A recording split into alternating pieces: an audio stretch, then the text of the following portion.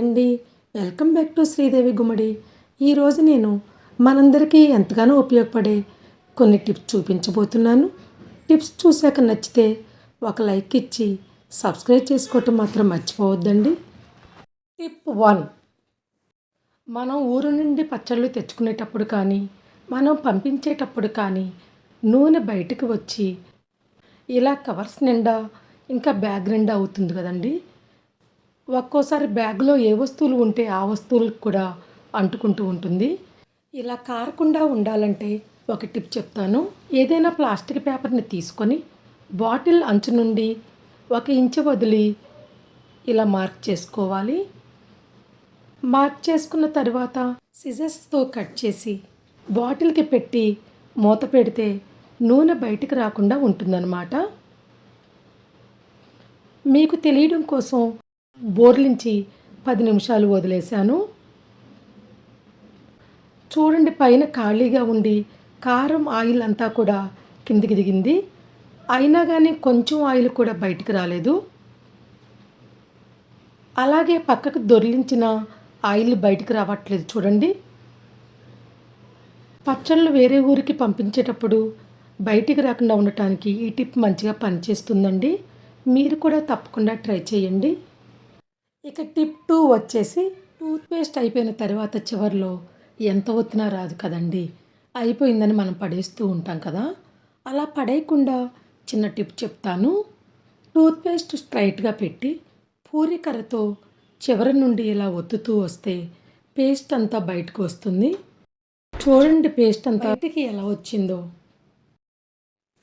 ఈ పేస్ట్తో అద్దాలు లాంటివి తుడుచుకుంటే మంచిగా తెల్లగా వస్తాయండి. ఇంకా వస్తూనే ఉంది. మీకు పళ్ళు రుద్దుకోవటానికి కావాలంటే కనుక ఇలా పేస్ట్ బయటకు వచ్చే టైంకి ఆపేస్తే పేస్ట్ అంతా మొదట్లోనే ఉండిపోతుంది. కాబట్టి వేస్ట్ అవ్వకుండా 3-4 రోజులు వాడుకోవచ్చండి. ఏ ట్యూబ్నైనా ఇలా రుద్దితే చివర ఉన్నదంతా ముందుకు వస్తుంది. ఈ పేస్ట్తో షోకేస్ అద్దాలు తుడిస్తే నీట్గా ఉంటాయి. టిష్యూ పేపర్పై కొంచెం వాటర్ చల్లి పేస్ట్ వేసి తుడుచుకోవాలి. తుడిచిన తర్వాత మళ్ళీ టిష్యూ పేపర్ని తడిపి తుడిస్తే మురికంతా పోయి అద్దాలు మెరుస్తూ ఉంటాయండి. చూడండి ఎంత మురికి వచ్చిందో. మీరు ట్రై చేయండి. టిప్ 3. మన శరీరంలో ఎక్కడైనా దురద వచ్చి ఇలా నల్లగా మచ్చలు పడుతూ ఉంటాయి కదండి. అయితే ఇలా దురద రాకుండా ఏం చేయాలనేది ఈ టిప్ ద్వారా నేను చూపిస్తాను. వేపాకును మిక్సీ జార్లో వేసి కొంచెం నీళ్లు పోసి మెత్తగా మిక్సీ పట్టుకోవాలి. మిక్సీ వేసుకున్న తర్వాత స్టెయినర్లో వడపోసుకుందాము.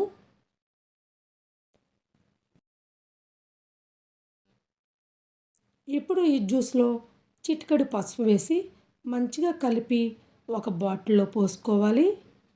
వేపాకు మంచి యాంటీబయాటిక్ కాబట్టి ఈ జ్యూస్ని ఎక్కడ దురద వస్తుందో అక్కడ రోజు 2 పూటలా రాస్తూ ఉంటే క్రమంగా దురద తగ్గటమే కాకుండా మచ్చలు కూడా మటుమాయమవుతాయన్నమాట.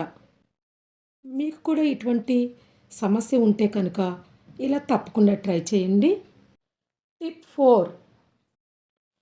ఫంక్షన్స్కి వెళ్ళేటప్పుడు ఎటువంటి మేకప్ వేసుకోకపోయినా మన ఫేస్ గ్లోగా కనిపించాలంటే ఒక టిప్ చెప్తానండి. ఒక చిన్న ప్లేట్లో ఫెయిర్ అండ్ లవ్లీ క్రీమ్ని కొంచెం వేసుకోవాలి. ఈ క్రీమ్లో చాలా కొంచెం పసుపు వేసి మంచిగా కలుపుకుందాము. కలిపిన తర్వాత ఫేస్కి అప్లై చేస్తే చాలా తెల్లగా కనిపిస్తుందండి. నా చేతికి కొంచెం అప్లై చేసి చూపిస్తున్నాను చూడండి. ఎడమ చెయ్యి కలర్గా కనిపిస్తుంది కదా, కుడి చెయ్యి మాత్రం కలర్ తక్కువగా ఉంది. నేను పూసింది ఎడమ చేతికండి. ఇలా ఫేస్కి అప్లై చేసుకుంటే మేకప్ వేసుకునే అవసరం ఉండదన్నమాట. మీరు కూడా తప్పకుండా ట్రై చేయండి. ఓకే అండి, ఈ వీడియో మీకు నచ్చితే కనుక ఒక లైక్ ఇచ్చి సబ్స్క్రైబ్ చేసుకోవటం మాత్రం మర్చిపోవద్దండి. అలాగే ఒక కామెంట్ కూడా పెట్టండి. Thanks for watching. Please like, share and subscribe.